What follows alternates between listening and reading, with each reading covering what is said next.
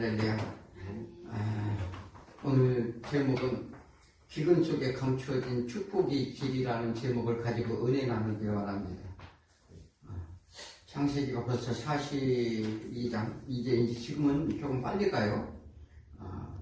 창세기도 어느덧 저희가 지금 100번 정도 이렇게 할 이제 예정이고 지금 많이 했어요. 그죠? 그래서 이제 오늘은 창세기 42장, 41장, 42장 이제 이쪽을 이제 본문으로 내용을 해서 말씀을 상고하는 시간이 되기 원합니다. 자, 십자가의 고난의 길. 자, 우리가 사순절 되면 특별히 더 거룩하고 경건해지려는 노력을 하고 있어요. 이제 사순절 기간 되면은 이제 사순절 기간이니까 좀 기도합시다. 우리가 왜 그 얘기를 할까? 하도 안 하니까. 평상시에 잘 안 하니까 이제 그렇게 하는 거죠. 어떤 이는 사순절이면 금식기도 하는 이들도 있어요. 그죠? 금식기, 사순절이니까 금식기도에 하나님 기뻐하신 금식기도는 어디에 나와 있나요? 전에 말씀을 드렸는데, 금식기도라는 무엇인가? 금식기도, 하나님 기뻐하는 금식기도가 무엇인가? 이사야 58장 6절 한번 볼까요?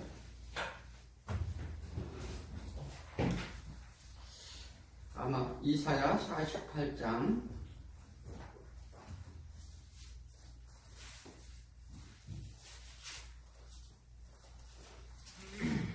58장 이사야 58장 6절을 한번 볼까요?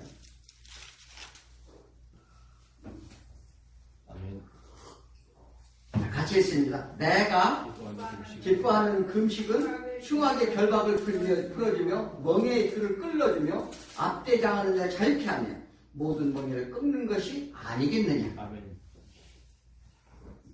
그러니까 금식기도가 하나님이 기도에 기뻐하는 금식기도는 뭐라고요? 결박을 풀어주고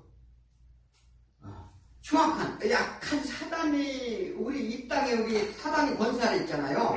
그래서 사단의 권세하려 우리가 그들에게 어떻게 해요? 결박당했다 이 말이죠. 그러니까 결박을 풀어주게 해달라. 또 그리고 멍에의 줄을 그들에게 끌려 다니는 거예요. 전부. 그러니까 멍에의 줄을 끌면 압제당을 그들에게 막 그 억압을 당하고 이런 자들을 자유하게 모든 명예를 꺾는 거예요. 그들이 하나니까 너희가 금식을 함으로 인해서 그들의 그 사단의 기계와 그들의 모든 것들을 하나님이 꺾어주는 것. 그것을 위해 금식하라. 그게 하나님이 가장 기뻐하는 기도, 금식이다. 제가 하는 얘기가 아니고 말씀에 나와 있잖아요. 그죠? 자, 그러니까 그렇게 이제 사순절이면 우리가 금식하는 일도 있어요. 또 특별한 묵상의 시간을 갖기도 합니다. 이것은 금식의 그 기도와 사순절의 목적이 뭐냐면, 우리는 사순절은 왜 사순절이에요? 예수님이 고난주가 아니고 예수님이 왜 고난을 받아요? 우리 안에 결박을 풀어주려고. 그러니까 십자가로 우리 죄에 결박된 것, 이것을 모든 죄짐을 지시려고 고난을 받잖아요. 그러니까 지금 그게 목적이란 말이에요. 그게 목적. 그래서 내 안에 하나님의 안 계심으로 인한 결핍에서 간구할 때 하나님이 받으신다 이렇게 말합니다. 자, 예수님이 말씀하셨어요. 신랑과 함께 있을 때 누가 금식하느냐. 신랑하고 있을 때 금식하는 이가 누가 있느냐 미련하게. 그러나 신랑을 잃을 때가 오려니 그때 너희가 금식해야 될 것이다. 왜 절기 때 안식일날 금식하지 않는가?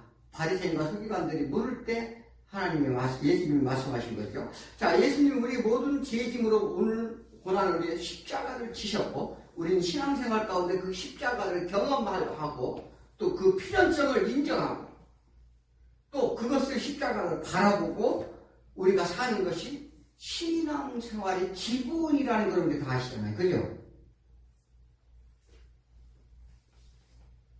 근데, 십자가를 바라보는 것이 기본이다. 과연 우리 신앙인들 예수님이 십자가를 바라보고 이 신앙생활 하는 사람이 얼마나 될까? 저 궁금하기도 해요, 사실은. 그렇죠. 과연 우리가 살면서 신앙생활하면서 십자가를 바라본다.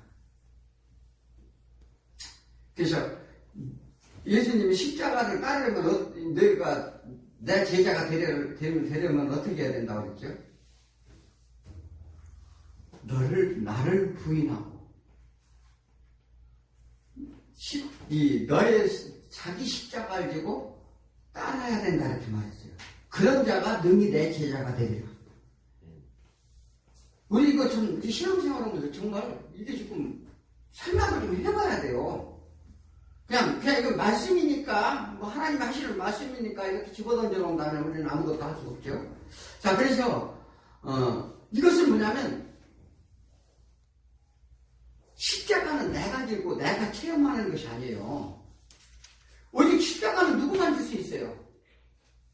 예수님만이 질 수 있는 거죠. 근데, 인생의 고난인 길에 하나님 일하심을 믿고 인정하며 순종하는 것이 뭐야? 우리는 그 십자가 지신 것을 하나님이 예수 그리스도가 진 것을 인정하고 순종하는 것이 우리의 십자가라는 거예요. 근데 그거조차도 힘들죠. 사실 저부터도 그래요. 저 어느 목사님이 그런 얘기 하더라고요. 강단에 올라가서 진짜 말씀 전하기가 힘든 이유가 뭐냐면 사실 나도 말씀대로 저도 말씀대로 살지 못해요. 그렇잖아요. 그러니까 이게 너무 힘든다는 거예요. 그래서 정말 이게 제일 스트레스 받는 게 우리 그 목사가 제일 스트레스 받는 게 그거예요. 왜 그러냐면 사실은 하나님의 말씀을 전하고 가르치는데 사실 본인이 말씀을 전하는 자도 그러니까 이게 뭐냐면 그런데 위로를 받을 수 있는 것이 있어요. 사도 바울도 말년에 뭐라고 고백했어요? 오호라난 곤고한 자, 나 이 사망에 임해서 누가 나를 건져내겠느냐. 그만큼 우리가 연약하다는 거예요.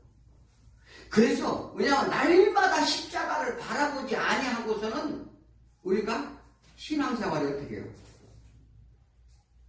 제대로 할 수 없다는 얘기 하는 거죠. 그래서 날마다 내 육체를 십자가에 못 박아야 된다. 이렇게 말하기도 합니다. 그런데 못 박기 싫어. 못 박기 싫다니까요. 저부터도 그래요. 못 박기 싫어요. 왜 내가 고통을 받아야 돼?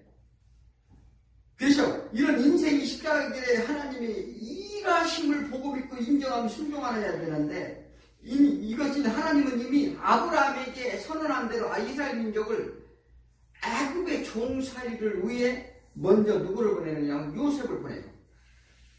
그럼 이 말씀이 나왔죠. 그러니까 뭐냐면 요셉이라는 한 사람을 먼저 선정을 해서 애굽에 보낸다. 누구 때문에? 아브라함을 15장에서 뭐라고 해서 축복해줬죠. 하나님이 별과 같이 모래와 같이 재산과 네가 보이는 땅을 다 주리라 약속을 하시고 다음 절에 뭐라고요? 그러나 너희는 이방이 개개되어 400년간 그들이 종살이를 하게 하리라.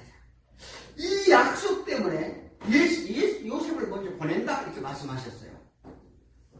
그래서 형들이 시기와 질투로 보이지만 그러니까 우리 이 구약은 뭐냐면 우리 인간의 이 역사를 통해서 보여주는 거 그림자로. 그러니까 형들이 시기와 질투를 보이지만 실상은 하나님께 계획하신 대로 형제들에게 미움을 받아서 노예로 팔리게 되고 애굽 장군의 바로의 종살이와 또 그 부인의 스캔들로 인하여 감옥에 가게 되고 그곳에서 왕의 신하들을 시중케 하여서 바로 왕에게 갈 수 있도록 하나님의 꿈을 꾸게 하였다. 그래서 그게 하나님의 꿈이었다. 하나님의 비전이었다 이렇게 말합니다. 요셉이 꿈 자체가 요셉의 무슨 출세와 성공에 꾼 것이 아니라 이미 하나님의 비전 가운데 꾸게 하셨다 이렇게 말씀을 했습니다. 그죠? 그래서 그 꿈의 해몽과 하나님의 지혜로 애굽의 총리직에 오르게 됩니다. 이게 이제 하나님의 꿈, 하나님의 메시지를 전달하는 하나님의 비전인데 뭐냐면 서로 미워하게 하고 그 다음에 이별도 하게 되고 또 그 다음에 팔려요. 이게 누구 얘기예요 지금? 미움을 받아요. 누가 미움을 받아요? 세상에서? 예수 그리스도가. 그리고 이게 뭐냐면 그들과 이별하게 하고 그 다음에 팔려가요. 그리고 뭐냐면 요셉은 시편 기자가 뭐라고 그랬죠? 나그네 삶을 살았더라. 그러니까 애국에 산다는 거 뭐예요? 나그네 삶이잖아요. 자, 우리 이게 성경을 잘 이해하고 봐야 될 게 지금 요셉이 총리에 올랐지만 나그네 삶을 살았더라. 그러니까 이방 나라에 자기 나라가 아니잖아요. 그리고 어떻게 해요? 그는 투옥되기도 하고 최후로 나중에 승리를 가져오는 그림을 그려주는데, 자, 꿈이란 창세기 41장 25절 요셉이 바로에게 아뢰되 바로의 꿈은 하나라. 뭐예요? 하나님이 그가 하신 일을 바로에게 꾸게 하셨다. 그러니까 뭐예요? 바로의 꿈은 뭐예요? 하나님이 그가 하신 일을 위해서 바로에게 꿈을 주었더라. 요 얘기를 하는 거죠. 그래서 하나님의 뜻하시면 인간이 알 길이 없어요. 인간이 이성이나 우리의 지식이나 우리의 생각으로 하나님을 이해하려고 하면 절대 이해할 수가 없어요. 자, 그러므로 뭐냐면 그 내용이 뭐였어요? 7개 흉년과 7개 흉년과 7해 흉년을 이제 꿈을 주었죠. 그 창세기 41장 32절에 바로께서 꿈을 2번 겹쳐 꾸시게 했어요. 그 꿈을 2번 겹쳐서 꿨다니까요. 한 번 주면은 이게 잊어버릴 수 있으니까 2번을 연거푸 꾸게 해서 확실한 이게 꿈에 대해서 궁금증을 갖게 했죠. 그래서 겹쳐 2번 꾸게 하신 것은 하나님이 일을 정하셨습니다. 일을 하기로 정했다 이 말이에요. 정하셨어요. 그래서 그 꿈을 하나님이 속히 행하리니.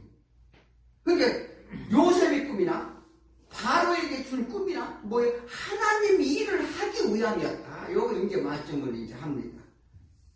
근데 우리가 이게 잘 곱게 해가지고요. 요셉의 꿈의 형통함을 우리가 뭐 따라서 무슨 뭐 열심히 믿으면 뭐 성공을 뭐 이렇게 우리 그런 형통한 삶을 삽시다 뭐 이렇게 얘기하면 우리는 이 하나님 말씀을 다 버리는 거죠.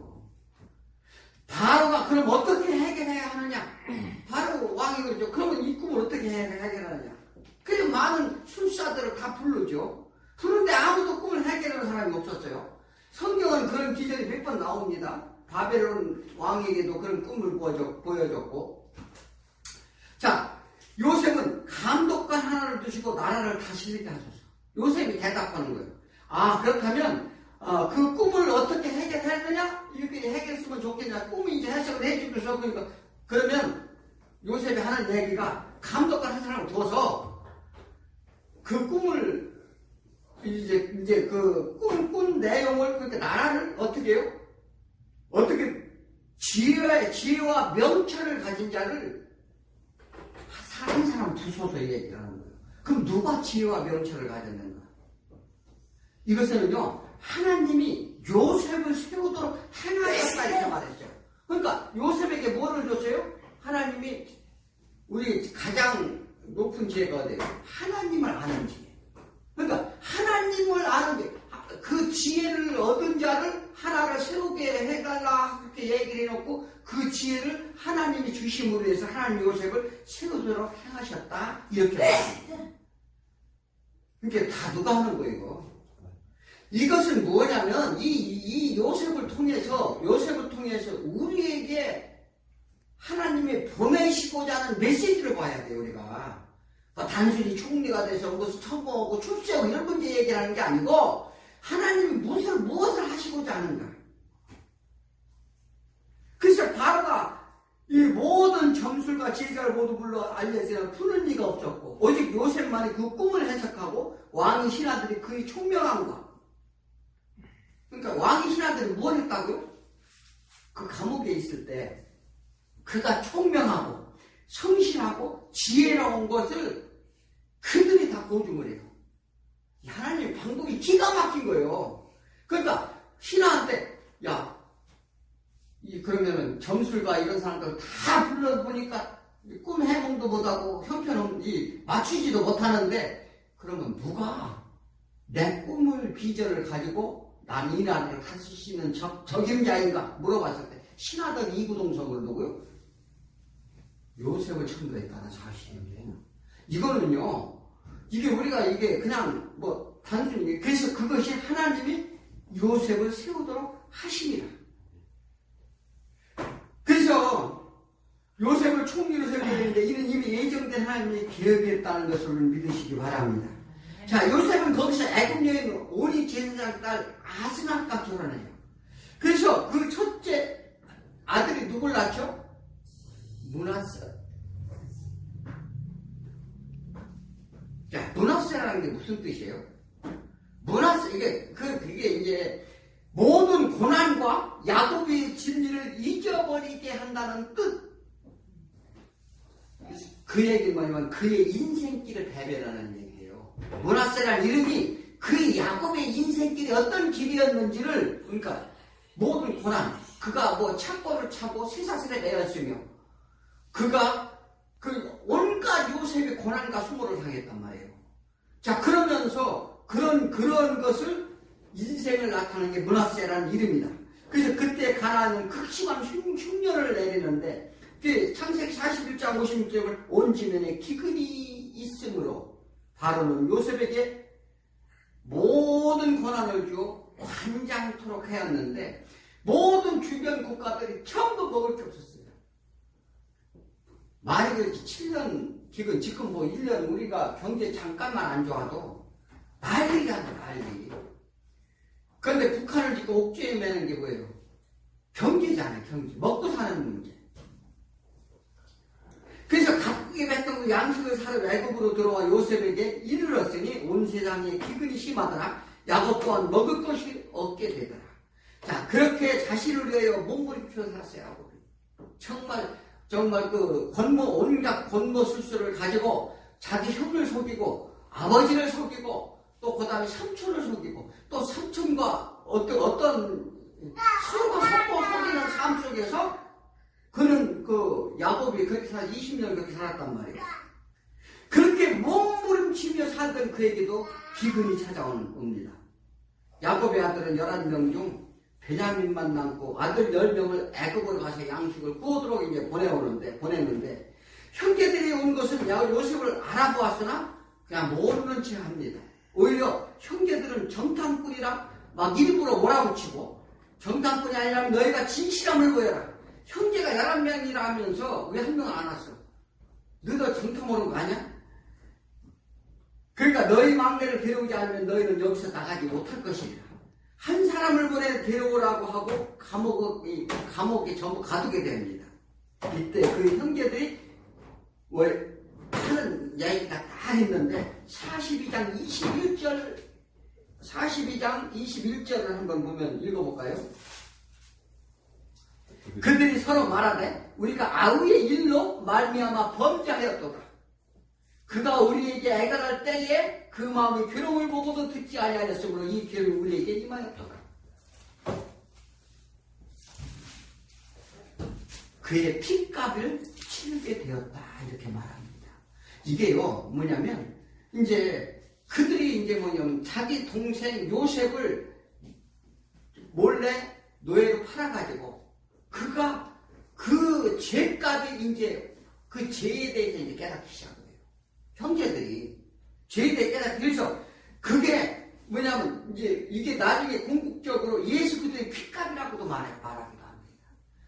그러므로 그 예수 그리스도의 핏값으로 구원을 받게 됨을 이제 예시야에서 이제 말씀을 하는데 그들이 요셉의 꿈, 요셉의 형통 이것은 하나님의 꿈이고 하나님의 형통하심을 나타내고자 하신 것인데 이것은 우리 때의 삶이고 또 하나님의 뜻하심들이 이 땅에 이루어지는 것을 지금 나열해 보이는 거예요. 자, 우리가 똑같이 형제들과 똑같아요. 누굴 팔아요?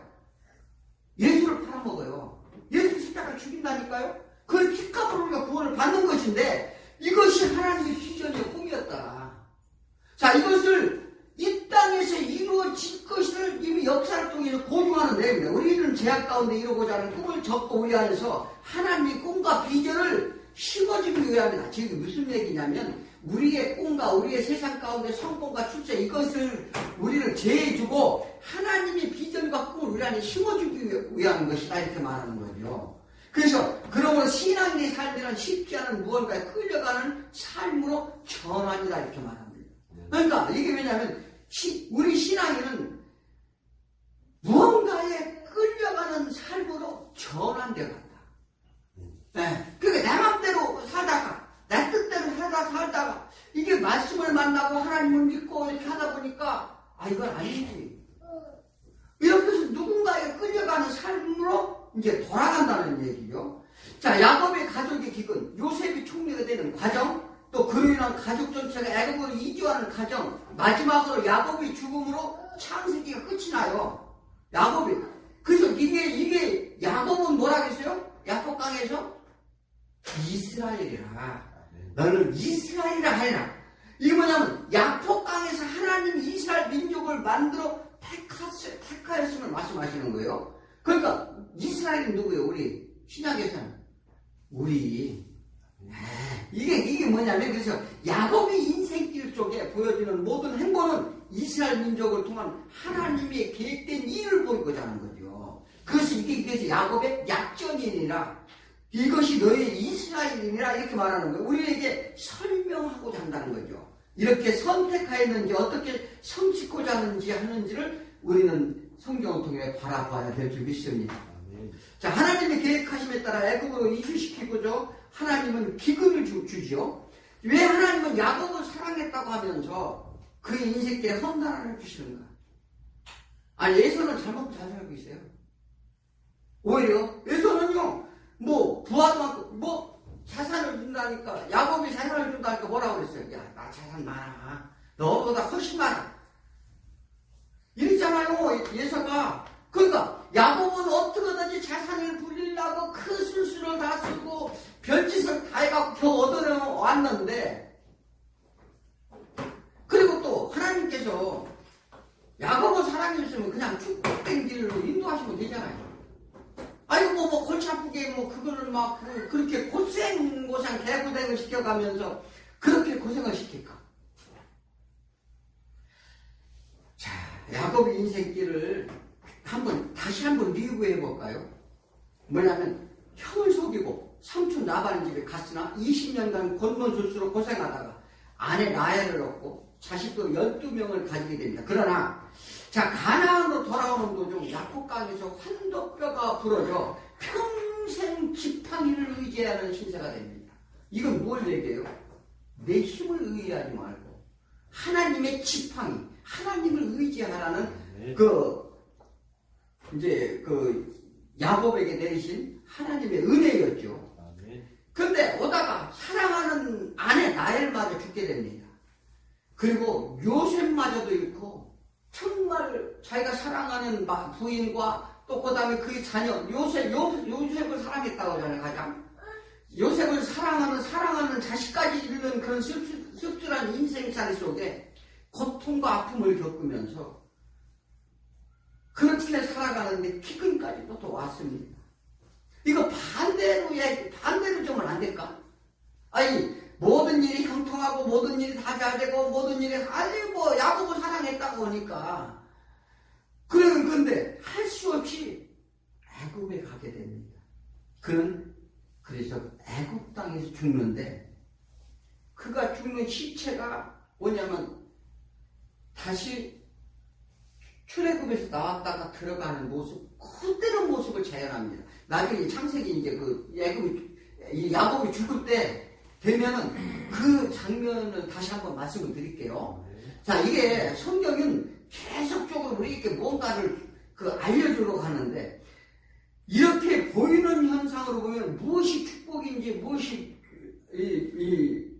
고난인지 분간하기가 힘든데 그는 죽어서 나중에 이제 가나안 땅에 묻히게 됩니다. 자, 묻히게 되는데 이것이 하나님 나라 입성을 위한 과정임을 이제 성경은 설명하고자 하는 거죠. 그 인생 147년을 살았습니다. 나는 그게 고백이 뭐예요? 나그네 인생을, 험한 인생을 사는 날이다. 그게 고백이 그거 있어요, 야곱이. 그리고 죽어서 가나안에 묻힌 것처럼 우리가 살아서는 가나안에 들어갈 수 있어요, 없어요? 우리가 살아서는 가나안에 들어갈 수가 없어요. 아무도 들어갈 수 없어요. 자, 왜냐하면 가나안 땅은 어떻게 죽어요? 어떻게 들어가는 거예요? 죽어야 가는 것이에요. 죽어야 가는 것이에요. 그래서 이 땅에서 일어나는 모든 가시적인 현상이 신앙의 목표요, 목적이 아니라는 걸 보여주는데, 어떻게 우리가 가야 될 곳은 내 영혼이 쉴 곳입니다. 내 영혼이 쉴 곳. 우리가 이 땅에서 내 영혼이 쉴 곳이 한 군데도 없어요.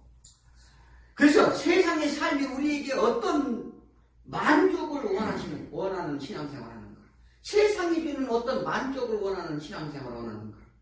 자, 이왕이면 믿는 자의 형통하고 세상에서 성공을 사는 삶이 더 낫지 않을까?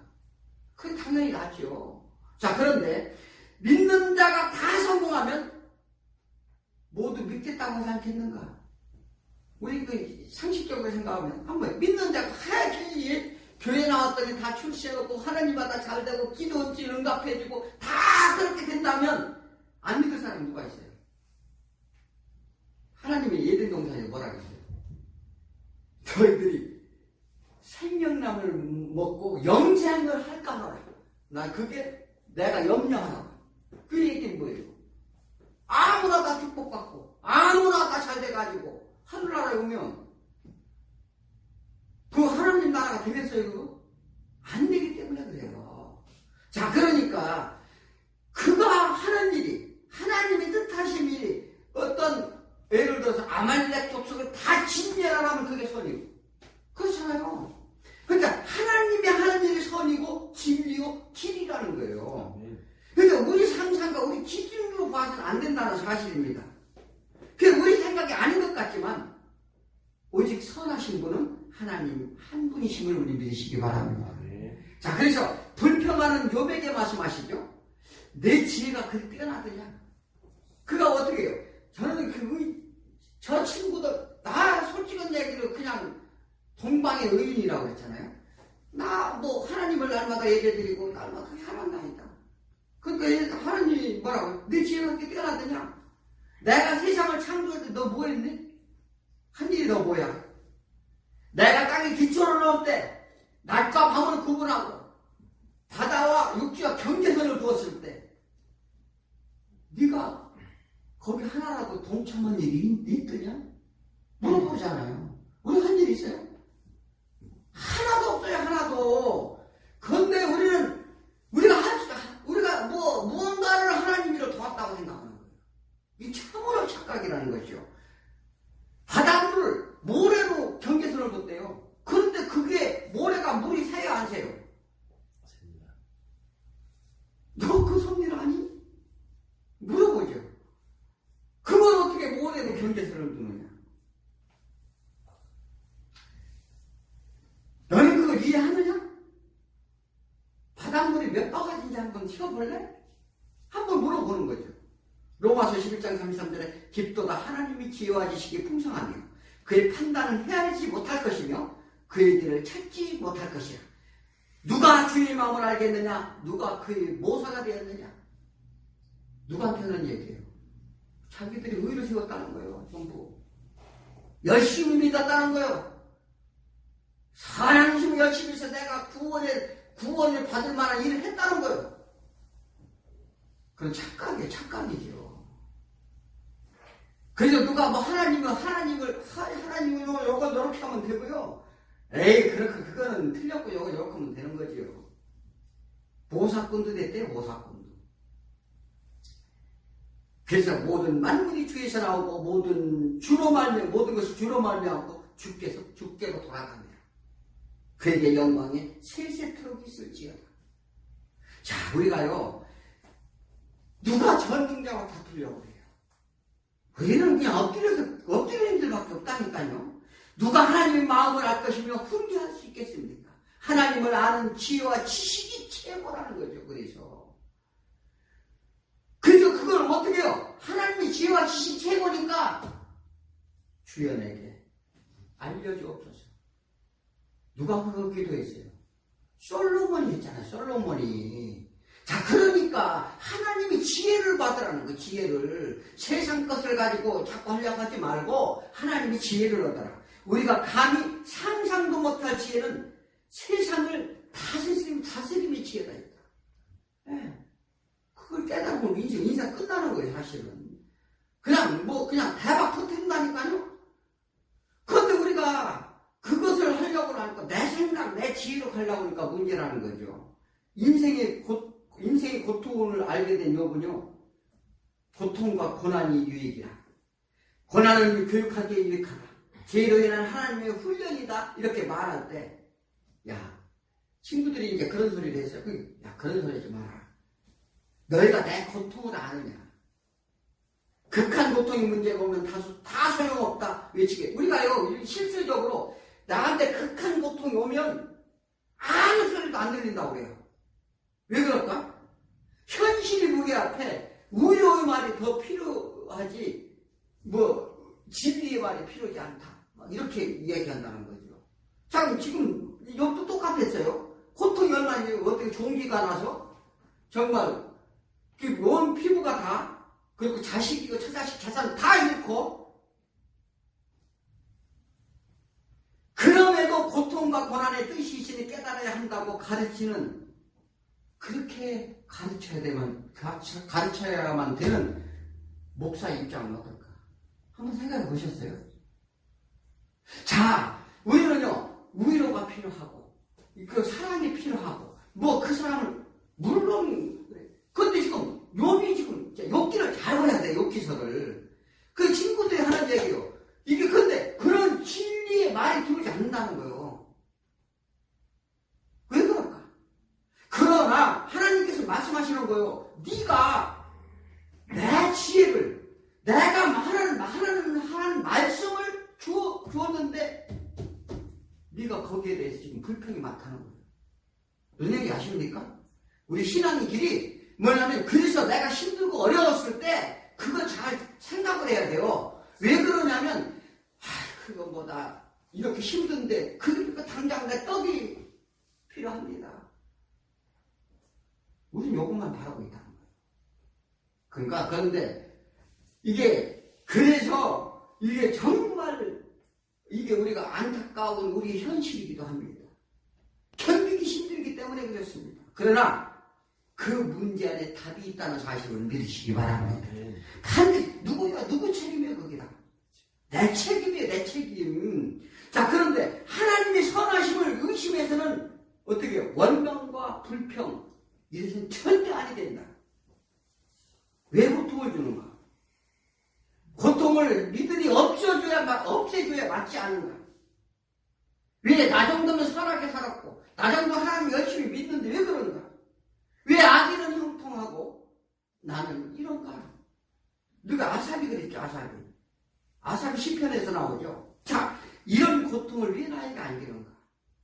우리 인생의 딜레마이기도 합니다. 이것은 나의 연약함과 나의 불신앙의 통로다. 욥이 기가 막히게 알았어요. 그래서 하나님은 견디지 못할 시험을 절대 허락하지 않는다고 말씀하셨습니다.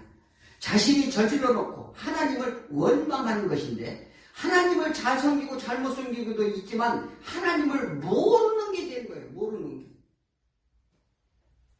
즉 죄를 벗지 못했다는 것인데, 자, 인간의 고통을 해결하러 오신 분이 예수님이십니다. 그런데 그에게 순종했을 때 오는 결과가 무엇인지를 성경은 이제 말씀하시는데, 순종이 잘하기까지 가는 과정, 그 자체가 고통의 시작이다, 이렇게 말합니다. 순종의 길로 가는 그 과정이 고통의 시작이다. 내 자신을 부인하기까지 우리는 힘이 드는 것을 당연하다는 것입니다. 이게 갈라디아서 4장 23절에 그 말씀을 하죠. 믿음이 오기 전에는 우리는 율법 아래 매인받고 계시된 믿음이 때까지 우리는 갇혔느니라. 뭐에 갇혔어요? 우리는 죄 안에 갇혀 있다니까요. 이 언제까지? 믿음이 올 때까지. 그러니까 내가 신앙생활 잘 생각해 봐야 돼요. 내가 어떤 문제가 고통이 있을 때 어디에 지금 내가 묶였는가 갇혔는가. 아, 내가 믿음이 없구나. 요거 인식하라는 거예요. 그러니까 갈라디아 교인들이 그들이 믿음의 상태를 지금 사도 바울이 지금 얘기하는 거예요. 그게 누구한테 얘기하는 거예요? 결국 우리한테 하는 얘기죠. 그래서 죄 안에서 우리 무언가에 잡혀있다가 갇혀있고 묶여있다는 것을 우리는 아시길 바랍니다. 이 문제는 누가 해결할까? 우리가 절대 해결할 수 없어요. 그래서 우리가 어떤 문제와 고통을 견뎌내고 이길 수 있을까? 우리가 그 능력을 키우는 게 우리 신앙이 아니라니까요. 하나님을 어떻게 해결하시는가를 보고 듣고 바라보라는 거예요. 그게 믿음이라는 거예요. 여기가 그래서 그 은혜를 입는 것이 신앙이니요. 그것이 복음이라는 것입니다. 그러니까 하나님께서는 우리의 협력한 선을 이루시길 기뻐하심을 믿으십시오.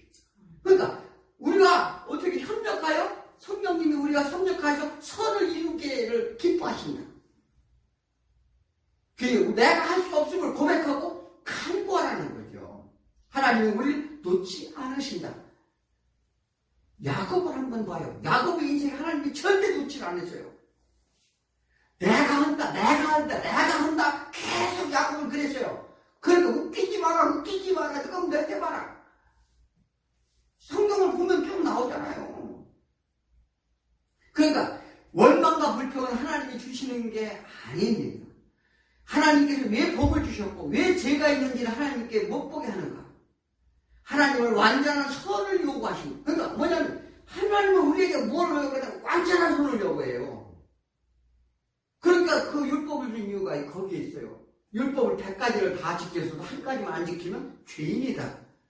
그러니까 율법으로 너희가 법을 지켜서 살 수 없음을 깨달아라. 너희가 죄인임을 깨달아라 이거잖아요. 그러니까 이것을 깨달은 자에게 어떻게 해요? 인간이 완전치 못함을 인정하는 자에게 은혜를 베풀어 제사함을 주겠다는 약속이에요. 이게 완전함이거든요. 그러니까 그런 자를 하나님 나라에 들어가야 된다. 그러니까 나는 전능한 하나님이라 너는 내 앞에서 완전하라. 신명기에서 누구요? 모세가 뭐 해놓고 해야 되는 거예요? 나는 전능한 하나님이고 너희는 내 앞에서 완전한. 그러니까 죄가 있는데 하나님을 보면 어떻게 했어요? 다 죽었어요. 하나님 볼 수가 없다니까요. 그러니까 우리가 어떻게 완전할 수 있는가? 불가능을 인정하라는 거예요. 불가능하다는 걸. 그러니까 신명기 8장에서 내 하나님 여호와께서 40년 동안에 네가 광야길을 걷게 한 것을 기억하라. 이스라엘 민족의 광야길이 뭐예요? 40년 광야길이 뭐냐고요? 우리 인생의 광야길이라니까요. 그게 그렇게 우리의 인생의 나그네길을 가게 하는 이유는 너를 낮추시고 또 높아지지 말라는 거예요. 너를 시험하사 내 마음이 어떠한지를 그 명령을 지키는지 지키지 않는지를 하나님께서 알려 하십니다.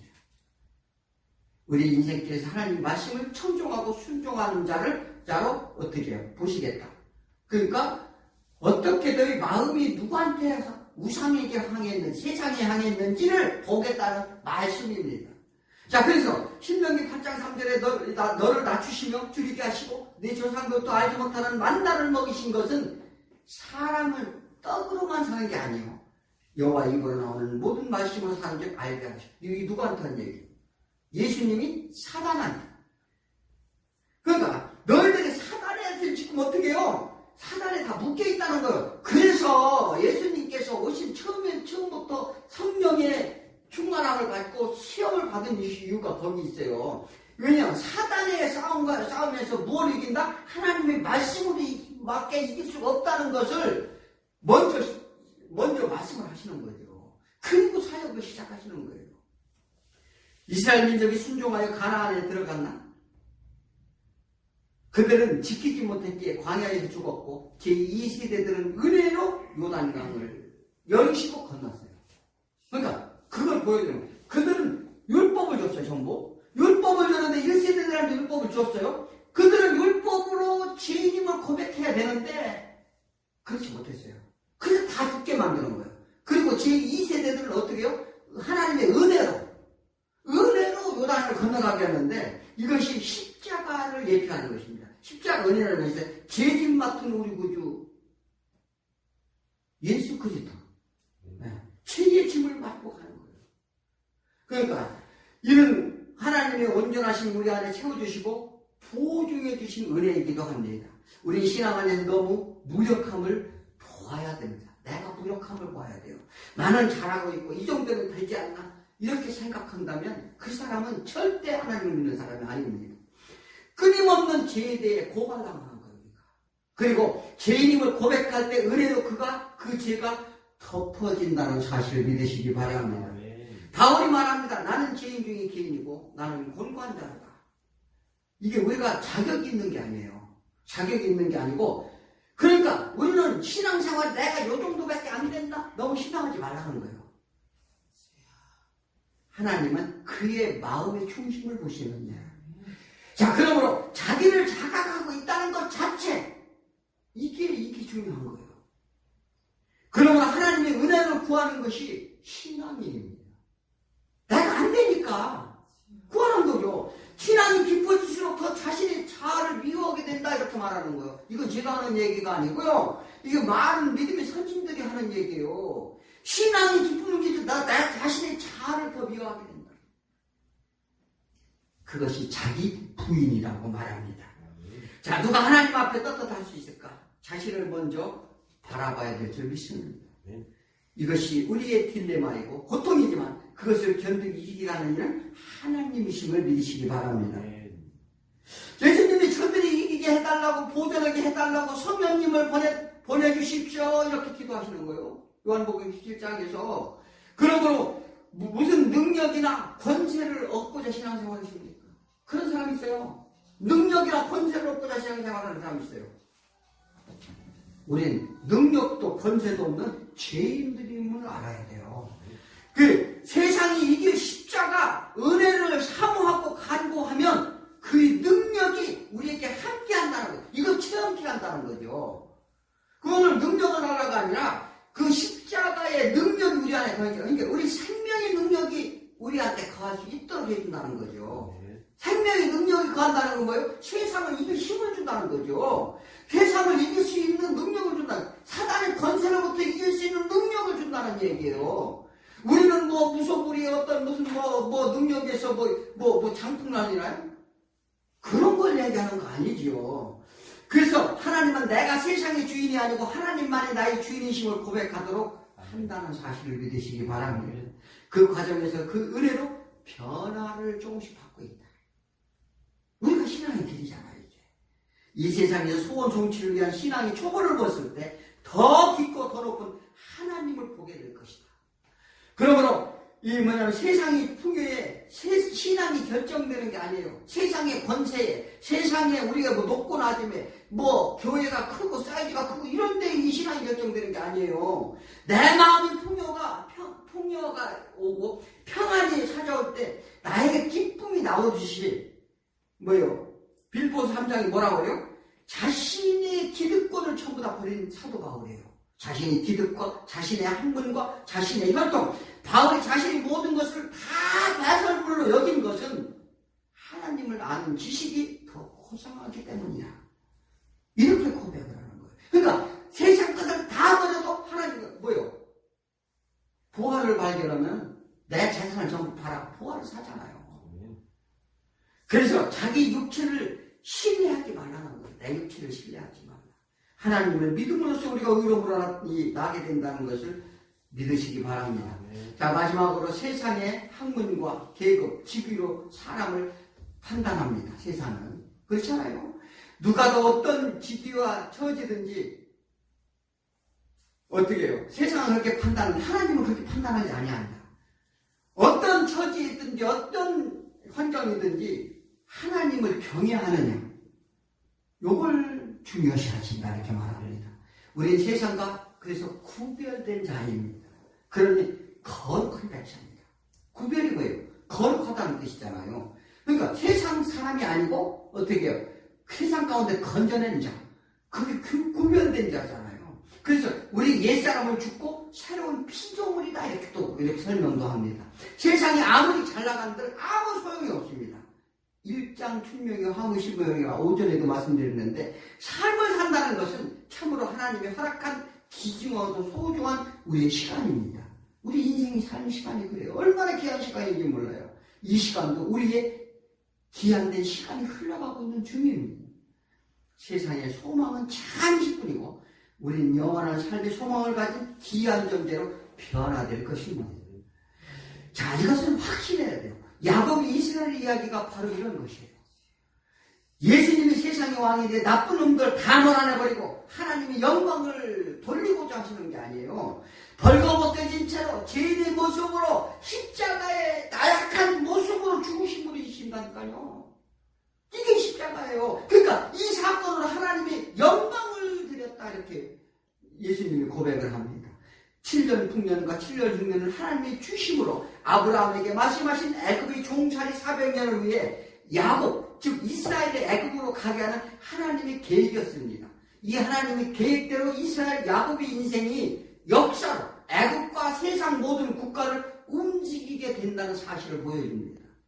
그래서 이들이 어떻게 해요? 애굽의 이익을 위해서 어떻게 해요? 그 나라 뭣도 바꿨다? 하나님께서 그 나라도요, 왕이 완전히 바꿔놔요, 하나님이. 미리 다 바꿔놨어요. 그 역사를 선을 보면은요, 우리가 그걸 아세요. 세상의 중심은 누구에게 있어요? 하나님께서. 자기 백성에게 있어요. 믿지 않는 관심 없다니까요. 로마서에 나오잖아요. 근데 자, 로마서 9장, 10장, 11장은 누구한테 얘기해요? 말씀입니다. 나중에 이제 로마서 때 그 상세하게 말씀을 드리겠습니다만은, 자, 우리는 어떻게 해요? 예수가 주는 양식을 먹으라 살아요. 요셉의 삶은 하나님의 영광으로 나타나는데 창세기 41장 51절에 요셉의 아들 므낫세 그의 인생에 대해서 말씀하시고 에브라임 두 번째 아들 에브라임이죠.